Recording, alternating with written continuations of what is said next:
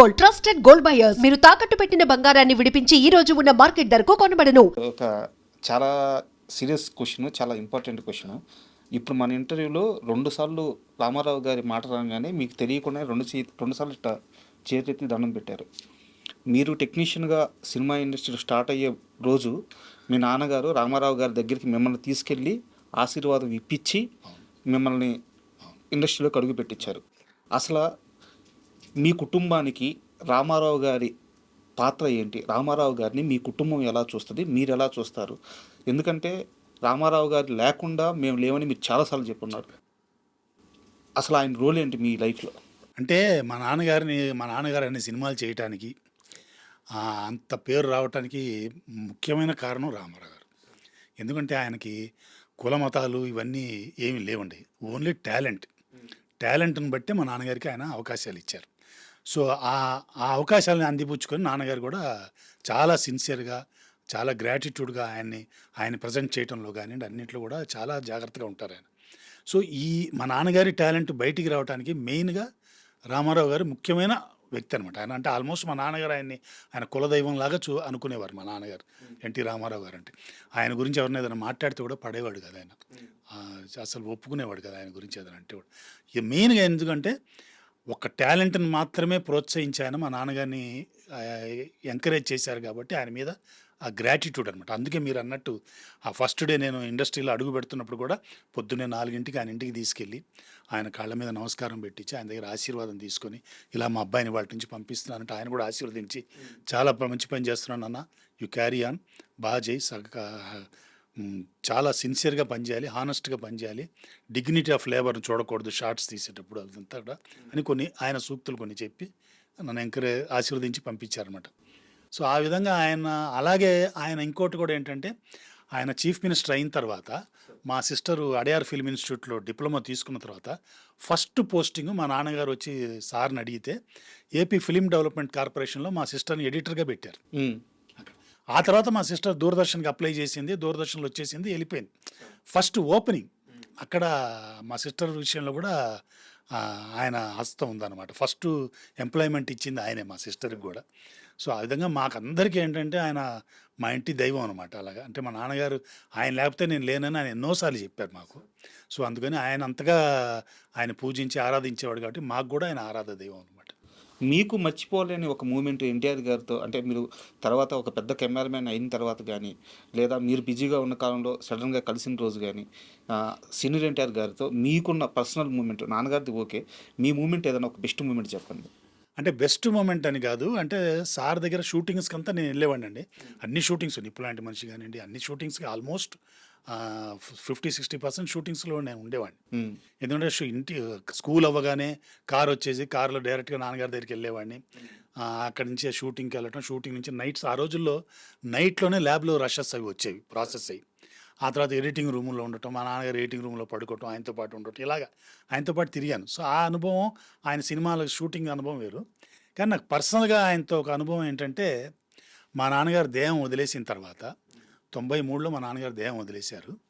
వదిలిన తర్వాత నేను అప్పుడు దూరదర్శన్లో బాగా బిజీగా ఉన్నానండి. సో దూరదర్శన్లో మా నాన్నగారి మీద ఒక చిన్న డాక్యుమెంటరీ చేయాలని నాకు చిన్న కోరిక కలిగింది. నేను పర్మిషన్ తెచ్చుకున్నాను అక్కడ దూరదర్శన్ నుంచి. తెచ్చుకున్నప్పుడు మరి ఆయన 2 వాక్యాలు లేకుండా మా నాన్నగారి డాక్యుమెంటరీ అంటే పరిపూర్ణం కాదు కదా, మెయిన్ పర్సన్ ఆయన కదా. అందుకని నేను ఏం చేశానంటే చాలా కష్టపడి ఆయన అప్పుడు సీఎంగా ఉన్నారు. కష్టపడి ఆయన దగ్గర ఇంటర్వ్యూ తీసుకొని ఇలాగ లాల్గారు అబ్బాయి మాట్లాడాలంటున్నారంటే నేను వెళ్ళాను. రోడ్ నెంబర్ 12లో 13లోనే ఉండేది ఇల్లు అయింది. అక్కడికి వెళ్ళాను సార్ని కలవటానికి. వెళ్ళినప్పుడు రమ్మని కూర్చోబెట్టారు. నాన్నగారు ఇలా అయిపోయారంటే సారీ అది ఇది అన్నారు, బాగానే ఉంది. సో నేను ఇలా డాక్యుమెంటరీ చేస్తున్నాను సార్, మీ బయట ఏదైనా కావాలంటే ఆయన ఒకటి అన్నారు, what capacity you have to make a documentary on SD Lal అన్నాడు ఆయన. ఇలాగే అన్నారన్నమాట, what capacity you have to make a documentary on SD Lal అన్నారు. నాకు కొంచెం నేను ఆ క్వశ్చన్ నేను ఎక్స్పెక్ట్ చేయలేదు కదా. ఇప్పుడు ఎక్స్పెక్ట్ చేయబట్టే నేను, sir I miss son sir, I travelled with him from all the years sir, I know more about him. And no you don't know more about him, he's far then what you know. నీకు capacity వచ్చిన తర్వాత అప్పుడు రా నేను మాట్లాడుతా అన్నారు ఆయన. నాకు చాలా కోపం వచ్చేసింది. అప్పుడు ఆ క్షణంలో నాకు బాగా కోపం వచ్చిందనమాట. ఏంటి ఒక ఇంటర్వ్యూ ఒక బయట 2 నిమిషాలు పట్టదు నాన్నగారు ఇంత చేశారు ఆయనకి, మాట్లాడితే ఏమవుద్దనిపించింది నాకు. బయటకు వచ్చిన తర్వాత ఒక్క సెకండ్ కళ్ళు మూసుకొని ఆలోచించాను. ఆయన మా నాన్న గురించి అంత గొప్పగా చెప్పాడు ఆయన. కదా. అంటే దానికంటే గొప్ప ఇదే ఉంటుంది. అంటే నేను డాక్యుమెంటరీలో ఆయన్ని మాట్లాడిన దానికంటే కూడా ఆయన చెప్పింది ఎంత పెద్ద వాక్యం. అంటే what capacity you have to talk about SD Lal అంటే నాకు ఎక్కువ తెలుసురా నీకేం తెలుసు అన్నట్టే కదా. సో మన నాన్న గురించి అంత గొప్ప వ్యక్తి ఆ మాట అంత గొప్పగా ఆయన చెప్పాడు, అది నేను ఇచ్చేయలేకపోయాను, గ్రాప్ చేయలేకపోయానని చాలా హ్యాపీగా ఫీల్ అయ్యాను. ఆ డాక్యుమెంటరీ తీయకపోయినా పర్లేదని మానేశాను, తీయలేదు ఆ డాక్యుమెంటరీ. నాకు తెలిసి అది ఆయనకి మీరు చెప్తుంటే అర్థమవుతుంది నాన్నగారి మీద ఆయనకున్న ప్రేమ గౌరవం అది అంటే ఈ nose more about my father. Journey ఉంది కదా. జర్నీ ఉంది కదా. ఇప్పుడు పి విఠలాచార్య గారు ఉన్నారు, మా నాన్నగారికి మరో రైట్ భుజం ఆయన. అంటే మా నాన్నగారికి ఫస్ట్ అవకాశం ఇచ్చింది టిఆర్ సుందరం గారండి, మోడర్న్ థియేటర్స్. ఆయన ఫస్ట్ అవకాశం ఇచ్చారు. సహస్ర శరచ్ఛేద అపూర్వ చింతామణి అనే సినిమా 58లో మొదలుపెట్టి 60లో రిలీజ్ అయింది అది.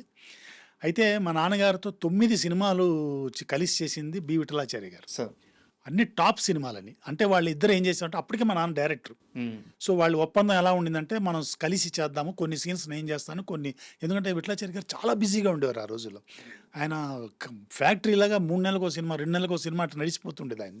సో అందులో కావాలని చెప్పి నాన్నగారిని తీసుకెళ్ళి పెట్టారు.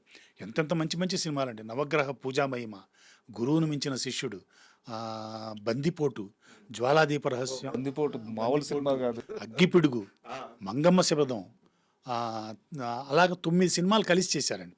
అంటే కొన్ని సీన్స్ ఏం చేశారు, కొన్ని సీన్స్ ఆయన చేశారు.